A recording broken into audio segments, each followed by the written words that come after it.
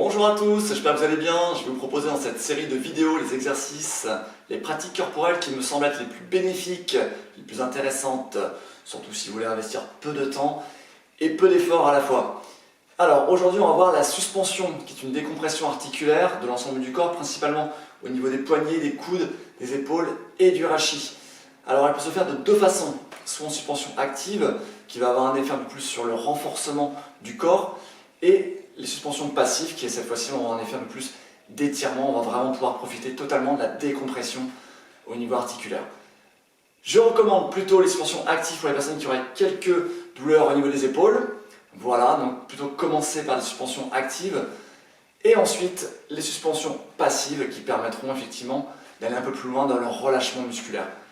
Je vous montre sans plus attendre à quoi ressemble cette suspension. On a besoin pour ce faire d'une barre de traction ou de n'importe quel support qui nous permet d'être soutenu et également d'une chaise si la barre est un petit peu haute pour pouvoir être en appui sur les pieds dans un premier temps, ou alors si la barre est un peu plus basse, on peut très bien avoir les pieds au sol, bien entendu, ça ne pose aucun problème.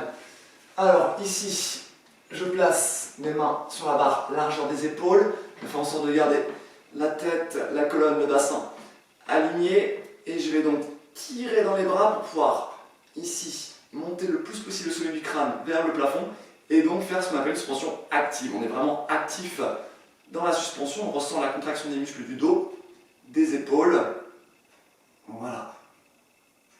On va chercher à baisser la cage thoracique, respirer avec le ventre et on restera entre 30 secondes et 1 minute.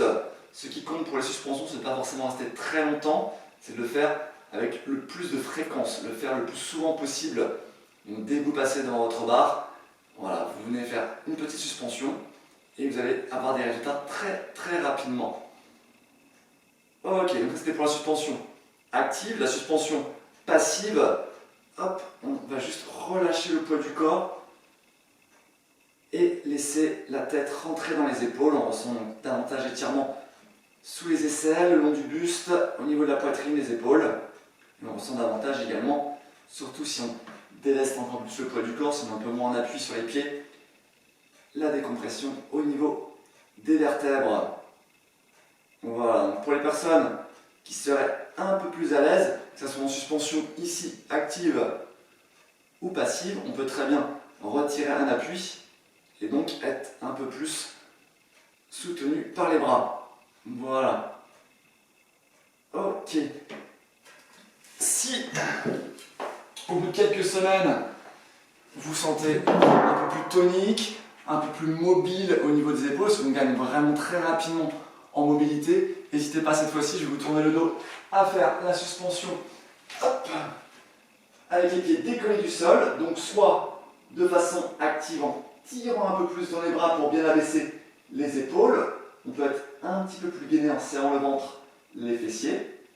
Voilà, donc toujours en restant entre 30 secondes et 1 minute, en essayant de garder le plus possible la cage thoracique basse et en respirant avec le ventre, ou de façon passive, où cette fois-ci on vient relâcher tout le poids du corps.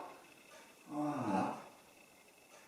Et on laisse bien la tête rentrer dans les épaules, toujours une respiration lente, profonde. Et voilà.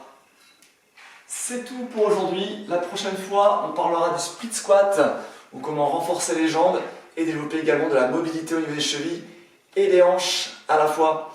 A très vite!